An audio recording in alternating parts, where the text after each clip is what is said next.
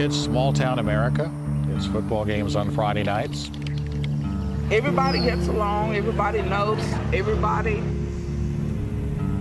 This is a nice country community. Corsicana is a wonderful place to live, but every town has their bad people in it, and bad things happen in every town. So we're no different than anybody else.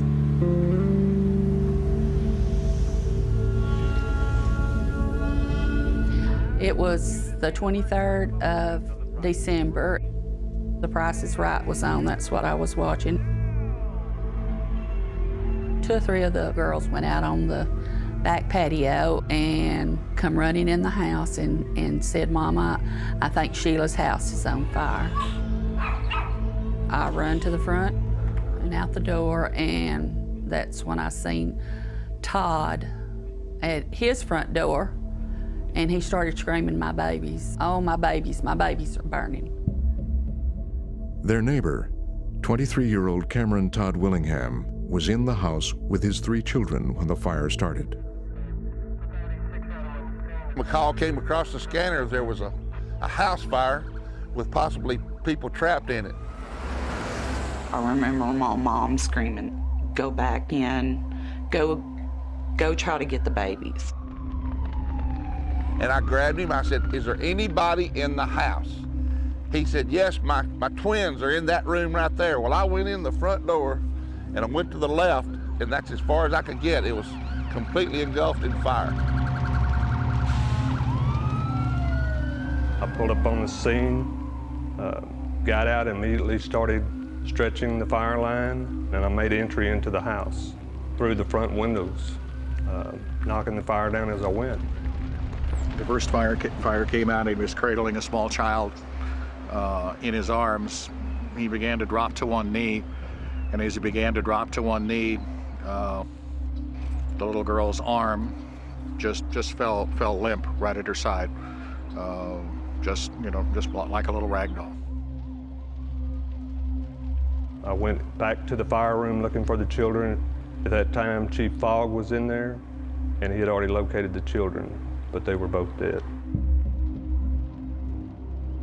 Firefighters tried to save 2-year-old Amber, but she died shortly after reaching the hospital.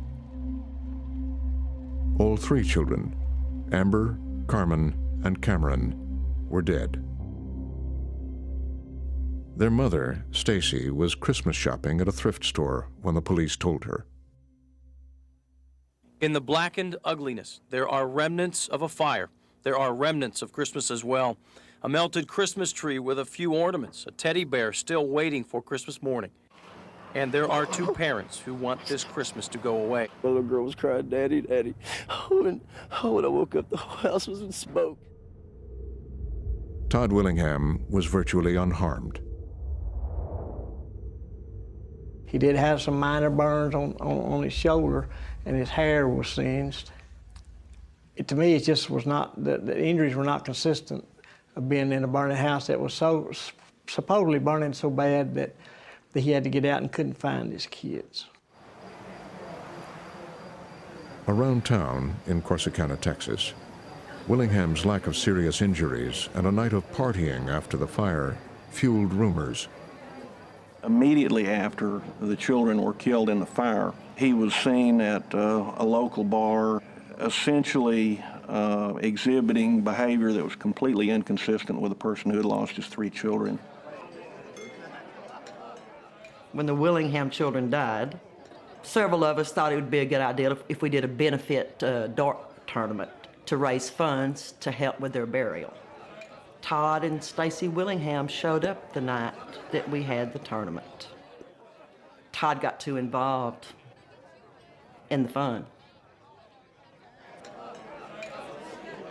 And he was heard to brag to others that he wouldn't have anything to worry about now because the money would start rolling in because people would feel sorry for him. He showed a great interest in a new pair of darts. That really kind of shocked me. I thought, well, I'm really not going to let you give me back the money that I just gave you for a new pair of darts. So I just gave them to him. so that he wouldn't lose the money that I wanted him to spend on those funerals.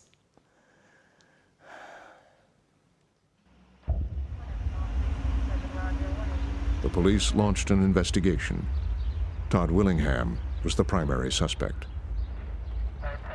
You got to count his actions before and after. You got to count his actions during the fire and things like that. That makes the whole story, not just one little segment of it. It's every bit of the story. The police had been to Willingham's house before. We'd been over to Todd's house where he had got physical with his wife, Stacy, on a couple occasions. He was a very mean man. He beat on Stacy all the time. I mean, this was like every day.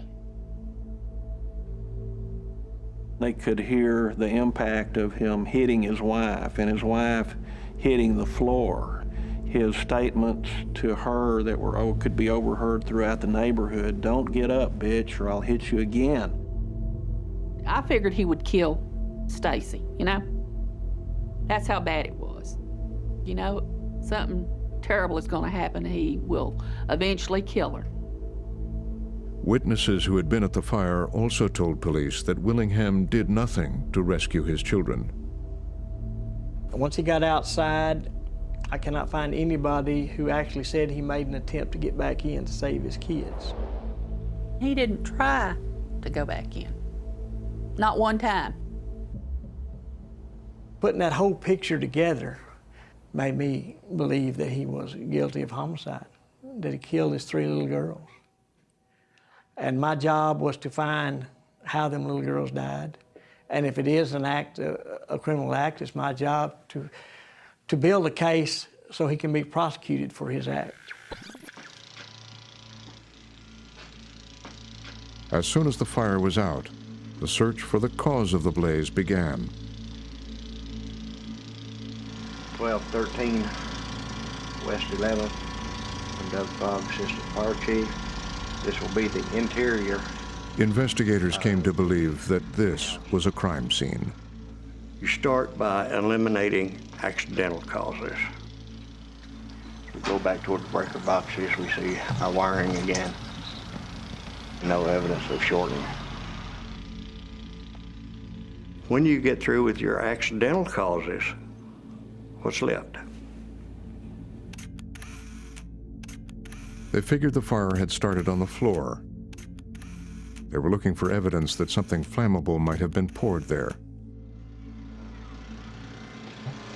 Unusual to a normal fire burn.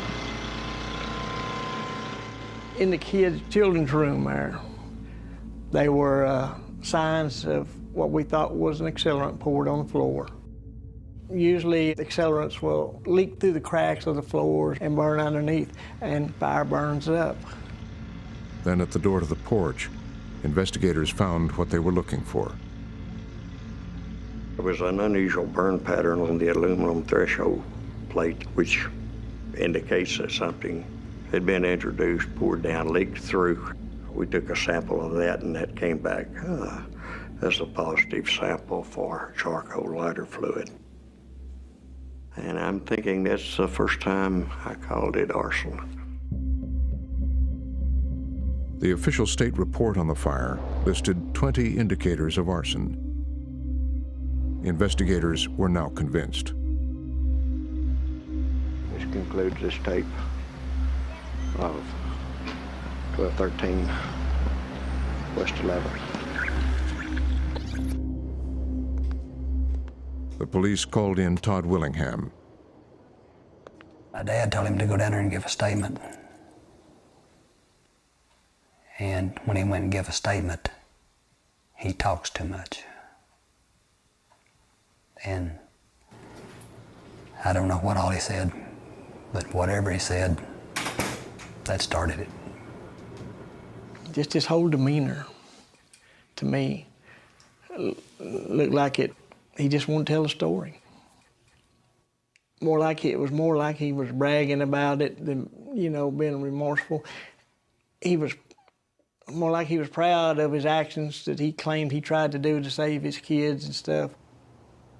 Willingham said he heard the oldest one calling Daddy and went into the bedroom and crawled around on the floor because the smoke was so thick and stuff looking for the babies, but he was unable to find them. But Officer Hensley wasn't buying the story. After a while in this business, you get to judge people by their actions and their looks, you know. And you're not 100% right, but usually it's a good thing to go on. Or just looking at his eyes, I didn't see any type of remorse or sympathy in him. And Willingham's story didn't seem to square up with his lack of injuries. He was barefoot when he come out, and he had no burns on his feet, but we could see where there was burns in the hallway, and we can't figure out how he got out without burning his feet. Detectives pushed Willingham to confess.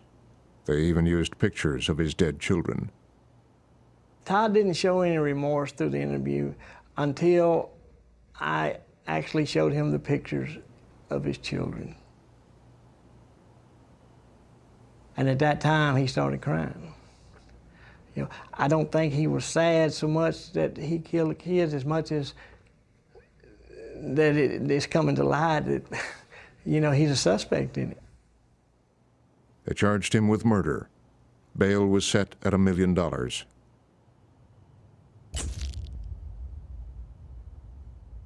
They offered him a deal: confess and avoid the death penalty. His court-appointed attorney, David Martin, urged him to take the plea. If all the evidence is overwhelming that the person is guilty of the crime charged and the chances of introducing reasonable doubt are slim to none in your professional opinion, of course you'd rather have him accept a life sentence and save his life. Despite the pressure, Willingham refused to plead guilty. He'd take his chances in front of a jury. He wouldn't plead guilty. He was very adamant. He said they could kill him right then and there. The case went to trial in August of 1992. The prosecution began with a surprising witness: a jailhouse informant. There was the testimony of Johnny Webb, who had been incarcerated at the same time as Willingham, and who testified that Willingham had confessed. And he said, well, you know, I can't deal with what I've done. And I said, what are you talking about? And that's when he confessed to what he had done. And Webb told prosecutors something else. Willingham admitted to him that he spread the accelerant on the floor in the children's room in sort of a pentagram or a star-shaped pattern. A pentagram. To the prosecutor, it was a symbol for Satan worship. And he offered posters found in Willingham's room as proof. It was a poster of an iron bar being driven through a person's head, and there was some indication that it was some sort of a Satanist image. You got 3 little girls' lives involved. They showed these kids to the jury, and you hear his past. You see that, and the judge tells them to do what they need to be doing. I mean, I don't know how much more you could stack it against him, do you? There's plenty of people walking around in Corsicana, Texas, that if that happened to them today, they would get the benefit of the doubt because they had treated their family in a respectful manner and taken care of them, okay? Todd Willingham had not treated his family in a respected manner, and he didn't get the benefit of the doubt that some people would have. The trial lasted 3 days. It only took an hour for the jury to find Willingham guilty. He was sentenced to death. You know, I've been criticized by some because I've said that, of course, I thought he was guilty. How stupid would you be, how incompetent would you be as a defense attorney if you just went in and swallowed the story the defendant gave you? The real fact of the matter is that Willingham was guilty. He wasn't innocent. He really set that fire and killed those kids. I feel like justice was served for those 3 little girls. It was a jury of 12 people of this community who determined that with all the evidence presented to him that he was guilty. And that's the way the system works.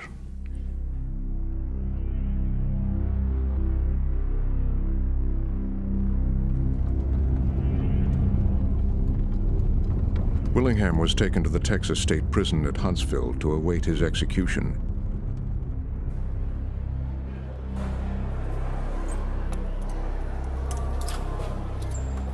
He said the worst thing in the world is to be accused of what he was accused of and to be found guilty of that and then have to go to death row and live with that.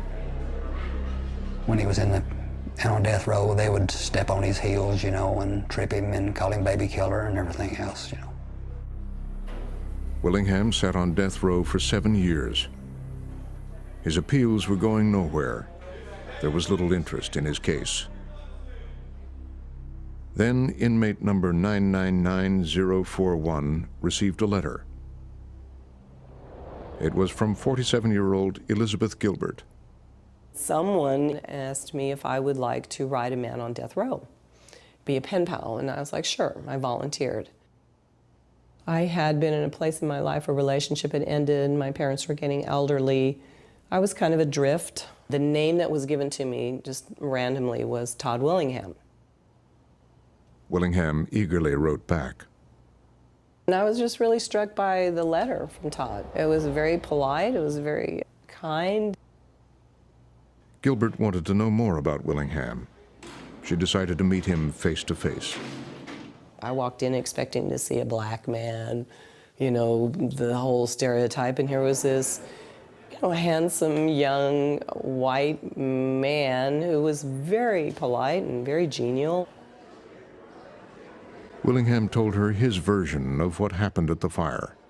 The story he told me was, he woke up to a fire, he ran out of the house, couldn't get back in to save his children.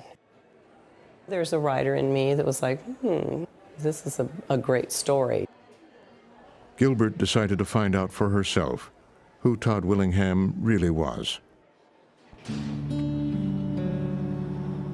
His story began in Ardmore, Oklahoma.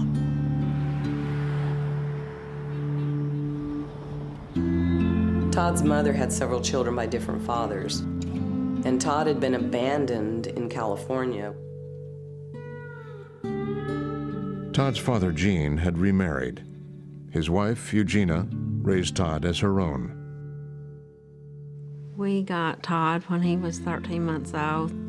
I thought maybe he might be anxious and cry, but he just crawled up in my lap, and that was it. He acted like he'd always lived there. He had a way of telling you how he felt. He never came into a room while he didn't hug my neck. It was a different story with Todd's father. He's the type of guy that just that you can't do anything right and everything's wrong. Let's say that he has a hammer there and you borrow it and you put it back. That's good, but it's not good enough if it's not facing the same way. His father was very strict, and Todd knew this, but it didn't stop him from doing some things that he got in trouble for. Todd struggled in school, and Gilbert was surprised to learn that by the 6th grade he was already using drugs. He liked to inhale the aerosol from spray paint cans. I think he started huffing paint when he was 11 and started on drugs at 11. I'd see signs and I'd ask him, and he'd blame it on other kids, His mind kind of stayed there. To me, his thinking ability always stayed 11, 12, 13, along in there. During his trial, prosecutors claimed that as Willingham got older, he began to commit increasingly violent crimes. He would have him a gang. He would recruit younger kids that he could intimidate and send them out to pull the burglaries and bring the loot back to him, and then he would pay them off in drugs. And jurors heard that Willingham was a violent sociopath. He was an individual with essentially no redeeming values. This was his crowning achievement as a psychopath, the murder of his 3 children.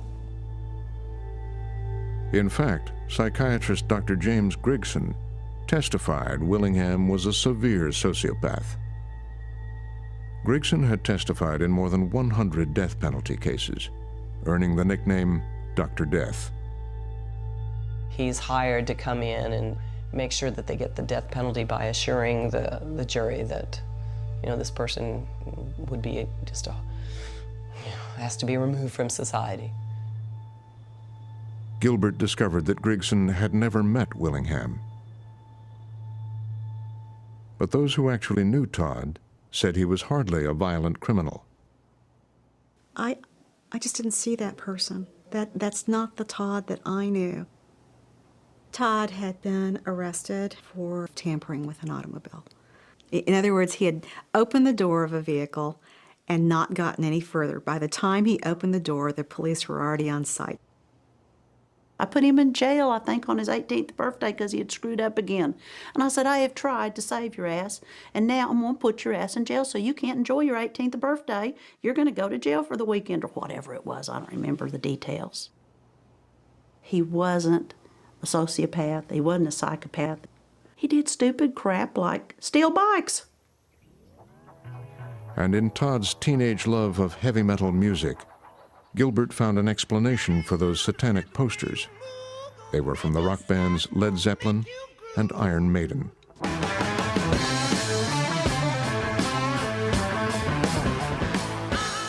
We had posters of Iron Maiden hanging in our house, too. My ex-husband probably still has his Iron Maiden posters. You know, at 40, they were Iron Maiden fans. So what?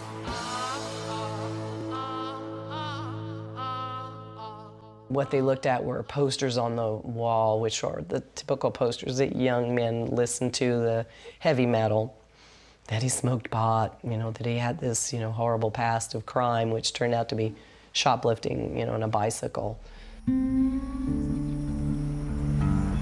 Gilbert followed Todd's trail from Oklahoma to Texas.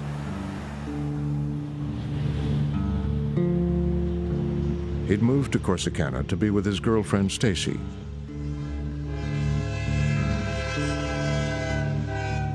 They'd met while she was still in high school, and before long had 3 children under the age of 2.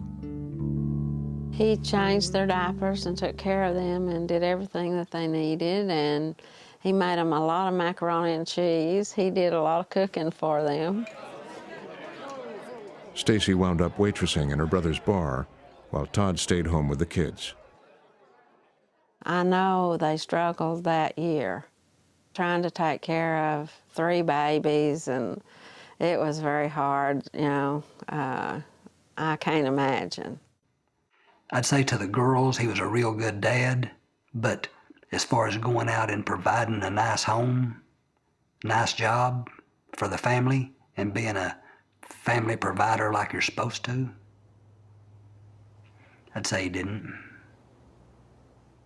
Todd and Stacy's relationship deteriorated into abuse.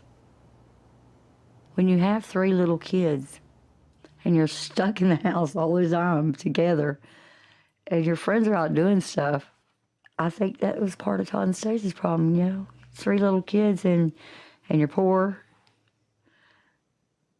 and you get bored and start picking at each other.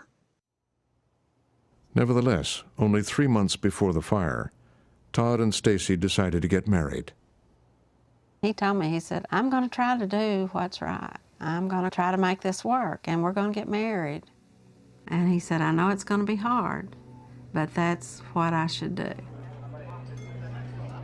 Todd would have to change his ways. He had a reputation as a ladies' man. Stacy wasn't the only girl in his life, I'm sorry to say. Todd acted like he really cared for Stacy, but he acted like he cared for other girls too. There was one woman in particular. She was an older woman that I didn't approve of at all. She was a neighbor that lived across the street and had children his age. When he married Stacy, Todd ended the relationship. When he come and told me that he had married Stacy, it broke my heart because I knew I was losing, at that time, the love of my life, my soulmate. But I knew why he was doing it. And I could not ask him to walk away from his kids because he couldn't do it. I wouldn't do that to him because I knew how much he loved them. He had other choices, but he chose his children. After the fire, Stacy stood by Todd, insisting he was innocent. But when he was sent to prison, she started a new life. After the conviction and after Todd was on death row, Stacy decided to get a divorce. She didn't visit him on death row.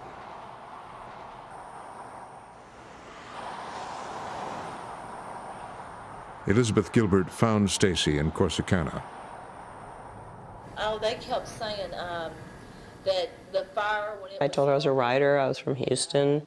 I interviewed her, I taped her, and she was seemed kind of reserved, nervous, just a person who had a lot of tragedy in her life. He used to beat me real bad. He just had a temper, I guess. I mean, you know, and I was stupid for putting up with it.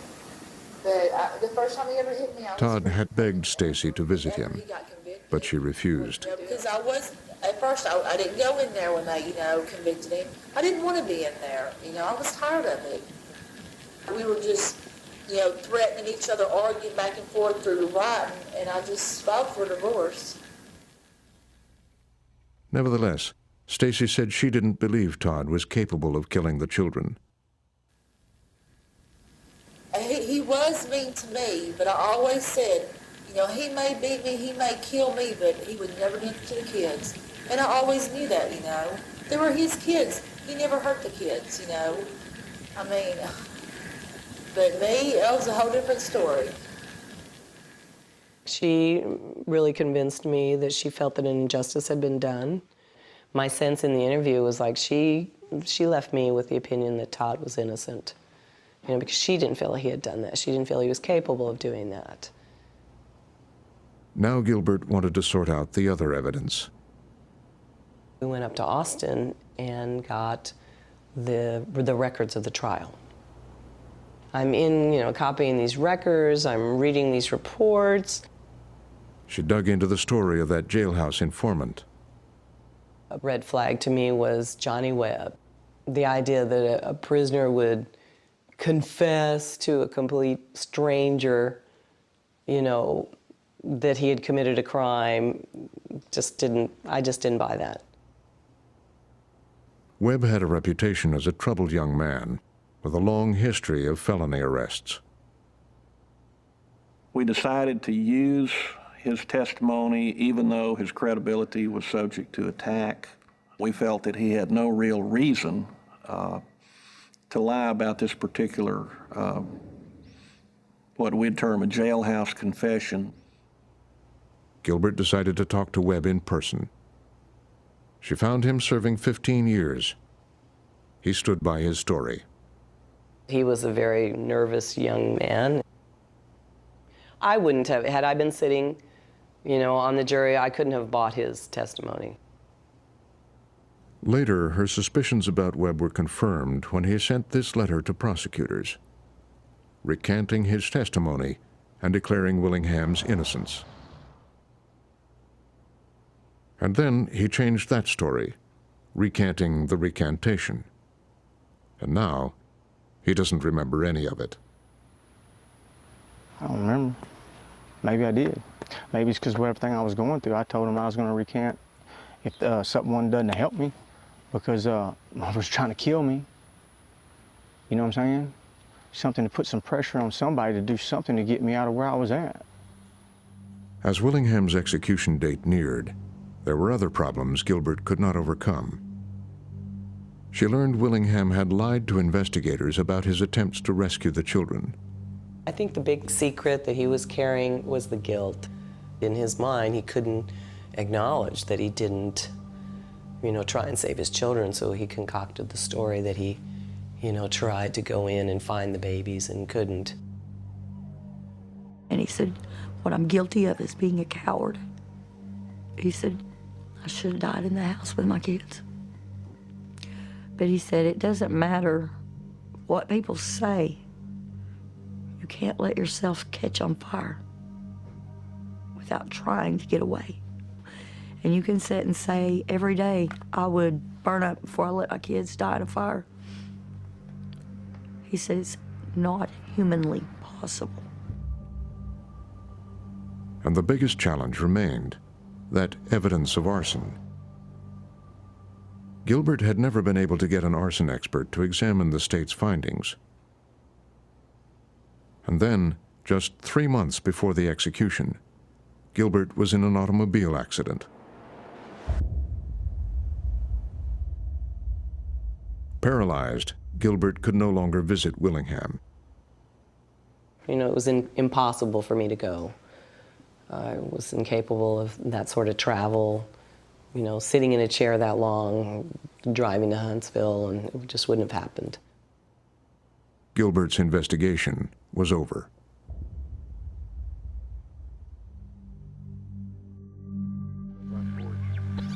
Back under the windows, the low burn and concrete are... In the 12 years since Willingham's conviction, one fact had remained unquestioned. The fire was an arson. Burn patterns unusual to a normal fire burn. But during those years, there had been a dramatic change in the science of arson investigation. The fire investigation community largely consists of people who are firemen. They're not scientists. They don't have any formal scientific training. Extinguishing a fire and investigating a fire involve two different skill sets and two different mindsets. John Lentini is at the top of his field, one of a small group who reinvented the science of arson detection. So many determinations were based on hunches and feelings. And these guys, they talk about, oh, you got to get in there and feel the beast. I'm just embarrassed for the profession that this is the way people evaluate physical evidence. The change in arson science began when scientists set their own fires and studied how they burned. That was the first time science was ever really introduced into the mainstream of fire investigation. Like Lentini, Dr. Gerald Hurst was one of the new fire scientists. Gerald Hurst is a chemist extraordinaire with a PhD from Cambridge University. He's the idiosyncratic godfather of modern arson science. He's like this mad scientist who's not mad at all. For years, Willingham's supporters had tried to enlist Hurst's help. They finally gave him the state's arson report only weeks before the scheduled execution. Taking a look at the photographs and video and testimony and fire investigation report, it became apparent that we were dealing with a fire which had gone to flashover. Flashover, the instant ignition of all combustible material in a room. Flashover had left natural patterns on the floor that all post-flashover fires tend to leave behind, and these had been misidentified as pour patterns, and thus the fire had been labeled an arson. Hearst reviewed the report line by line. All right, here's your first bit of so-called arson evidence. This was typically interpreted in the old days as a pour pattern. In other words, someone poured gasoline or some other accelerant down the hallway, out the front door, and then ignited it. The prosecutor in this case literally believed that the burn patterns on the floor were in the shape of a pentagram, like some satanic ritual. When you actually look at the burn pattern that they drew, and then you look at where the windows are, windows furnish ventilation to a fire. And all they were looking at is what we call ventilation patterns. The original arson investigators had testified that there was evidence of a liquid accelerant on the threshold of the porch door. A sample of wood debris from the base of the front porch was analyzed, and the results were positive for a combustible liquid accelerant-kerosene.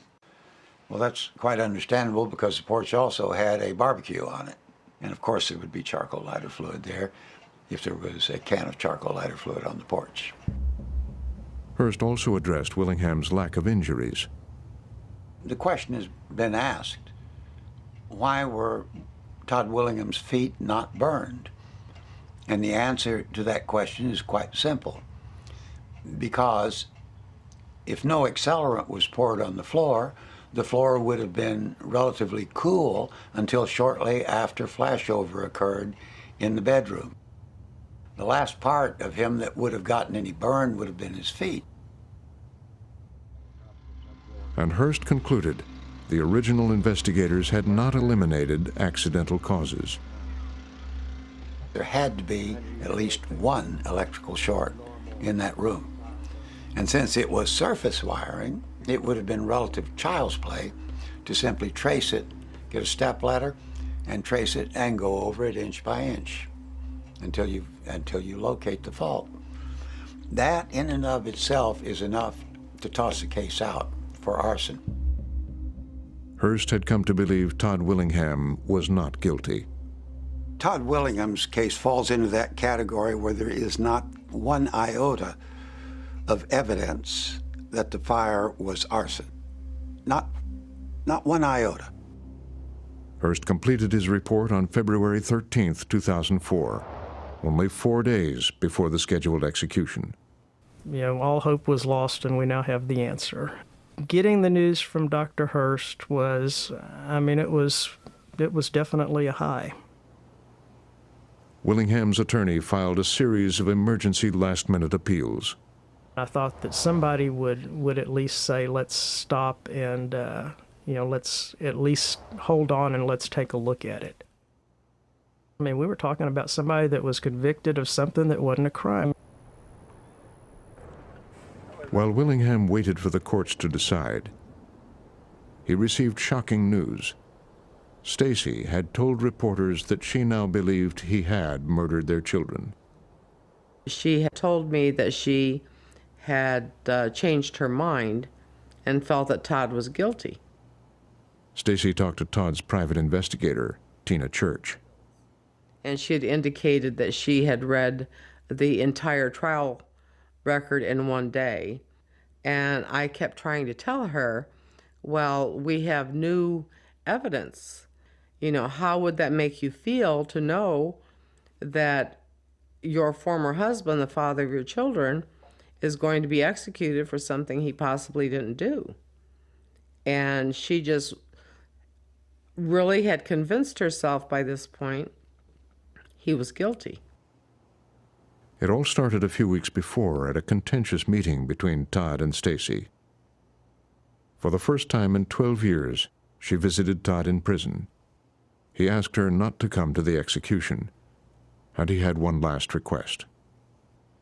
He asked her if he could be buried by the children, and she refused. It seems like there was just a lot of hate that came out in that interview. Then, only 1 day before the execution, prosecutors filed a stunning document with the courts. An affidavit signed by Stacy's brother claiming that according to Stacy, Willingham had allegedly confessed during that final meeting at the prison. It outraged Willingham. He denied it and prepared to die. He said, "Because they'll kill me, and I'll go to heaven with my kids, because I don't want to live this life without them." He said, "God knows.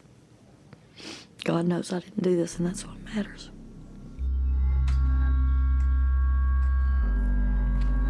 On February 17th, the day of the execution, all of Willingham's final appeals failed. Despite the Hearst report, the Texas courts and the United States Supreme Court refused to delay the execution. It was just, you know, the train had left the station and nobody was going to stop it. And Texas Governor Rick Perry would not use his authority to delay the execution for 30 days. In Texas, you do not get elected by granting stays of execution to people like Cameron Todd Willingham. You do not show any kind of mercy to criminals. You are hard on criminals, and that gets you elected in this state. I was given the duty or task to call Mr. and Mrs. Willingham, and it was one of the most really horrifying experiences that I ever had to go through, to tell parents that their son, even though had been proven innocent, was going to die. At 6 o'clock, Cameron Todd Willingham was told that his time was up.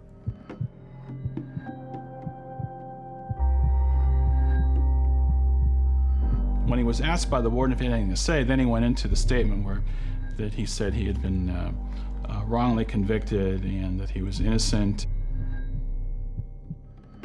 At some point, he looked over, and into the state's witness room, he noticed Stacy. She walked up to the window, and he said, "You bitch." I believe that he felt in his heart that she had lied, and her lie had helped cost him his life. Not only did he tell his wife that he hoped she would rot in hell, he said he hoped that she would rot in hell. I had heard a lot of things over covering hundreds of these executions in Texas over the years. I'd never run into that. Then the drugs began to be administered, and within a few moments he was unconscious, and then a few moments later was pronounced dead. They told us that we could go to the funeral home when the state turned his body over to the funeral home and touch him while he was still warm. So that's what we did. And after I knew it was over, I went home to my kids. I've never been so glad to see them in my life. And I knew Todd was with his. He finally went home to his. Did the state, which executes more convicts than any other, kill an innocent man? Did Texas execute an innocent man? Explosive new charges over the execution of a man who at least half a dozen forensic experts now believe was innocent. In death, questions about Willingham's innocence would not go away. By 2008, the controversy had ended up in a small state agency. The Texas Forensic Science Commission was designed to go in and figure out what happened and figure out how to keep it from happening again. We decided that we needed to hire an expert in the area of fire science to look at all of the data we could get pulled together and give us a report. The commission hired fire scientist Dr. Craig Byler to investigate the Willingham case. Byler agreed with other experts that there was no evidence of arson. The Byler report is point for point a confirmation of the original Hearst report, that all 20 of the indicators were wrong. To the top fire scientists in the country, the implications were clear. The state of Texas executed a man for a crime that they couldn't prove was really a crime. And the evidence says this is an accidental fire. And if it was an accidental fire, it doesn't matter how many posters of Iron Maiden Cameron Todd Willingham had on his wall, or Led Zeppelin, or whether he liked to play darts or drink beer, or whether he smacked his wife around. It only matters that the fire was not really a set fire. Texas Governor Rick Perry was running for re-election. I knew from the beginning that it could be controversial, simply because we had a person who had been executed, and the science used in his case might be questionable, and the implications are obvious. It doesn't take long to connect the dots there. Just before the Byler report was to be presented, the governor fired the commission's chairman. Around 4 or 5 p.m., I received a call from Doris Scott of the governor's office. She said, "I just wanted to let you know that the governor thanks you for your service on the commission." And I said, "Okay, well, thank you for calling." This is a guy on his, in the death chamber, at his last breath. He spews an obscenity-laced triad against his wife. That's the person that we're talking about here. And getting all tied up in the process here is, frankly, a deflection of what people across this state and this country need to be looking at. This was a bad man. In all, Perry fired 3 members of the commission, then installed a political ally, prosecutor John Bradley, as the new chairman. It wasn't until Rick Perry stepped in and replaced 3 members of the commission, and within days the story had grown nationwide, that it got to be a big story. Willingham's case is now at the heart of the national debate about the death penalty. Well, I think the implications for capital punishment are there, but the implications for non-capital cases are there too. And that is, if we make a mistake, are we going to learn from it? Or are we going to try to sweep it under the rug and act like nothing happened? I can guarantee you we've got at least a couple of hundred people in prison in this state alone for accidental fires, and we need to get them out. But in Corsicana, they made up their minds a long time ago. I believe that Todd Willingham got exactly what he deserved the day they put him to death. And I don't believe that he didn't get a fair trial in this town. And I don't, it's really a shame we couldn't put him to death 3 times since he took 3 lives.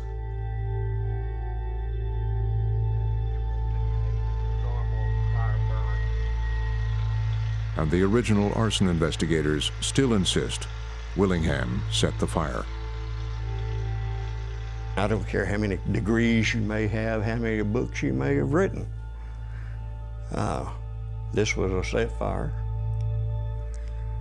We had a jury of 12 people that convicted a man who was later executed. Was Mr. Willingham innocent? In my opinion, he was guilty as the day he was born.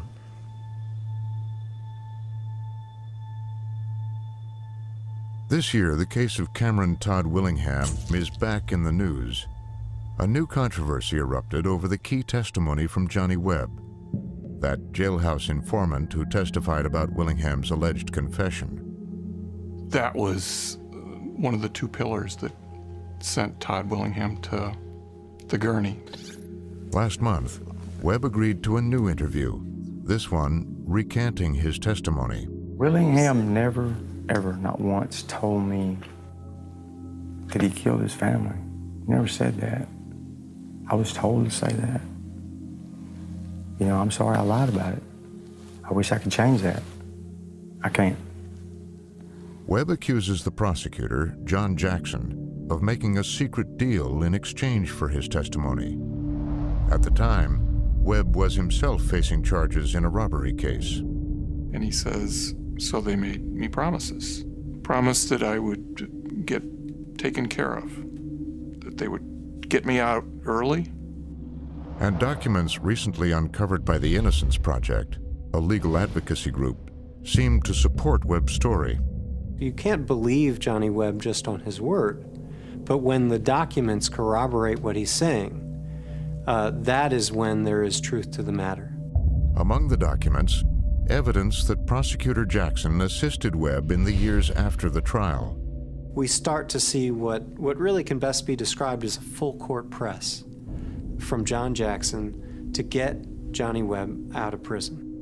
The Innocence Project has filed a formal complaint against Jackson, and Jackson has filed a lengthy response with affidavits from witnesses disputing Webb's story. Jackson insists there was no deal, but does admit giving Webb extraordinary assistance, claiming he had an obligation to protect a witness from threats in prison. Jackson declined a request for a new interview. The Texas State Bar is reviewing the matter. Visit pbs.org/frontline for more about the new revelations from jailhouse informant Johnny Webb. I never said that. I was told to say that. Excerpts from the key documents in the case and extended interviews from the program. So-called arson evidence. The murder of his 3 children. Then connect to the Frontline community. Check us out on YouTube, Facebook, Twitter, and pbs.org/frontline.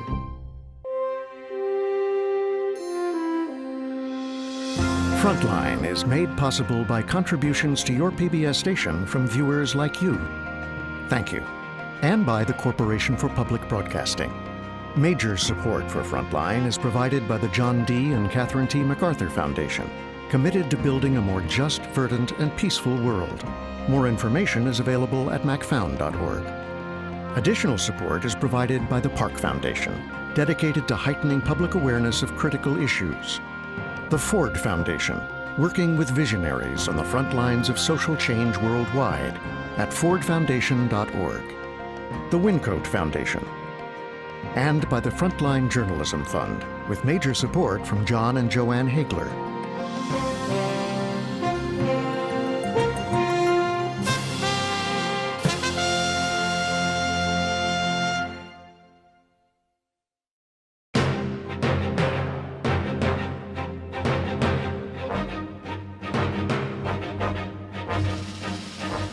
For more on this and other Frontline programs, visit our website at pbs.org/frontline.